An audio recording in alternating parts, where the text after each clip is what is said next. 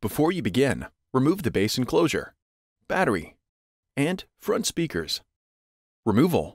Using minimal force, lift the locking bar up on the touchpad board ZIF connector and disconnect the touchpad board ribbon cable from the touchpad board.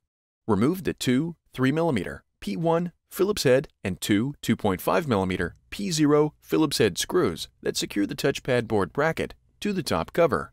Lift the touchpad board bracket off of the alignment pins on the top cover and remove. Peel back the grounding tape that secures the touchpad board to the top cover.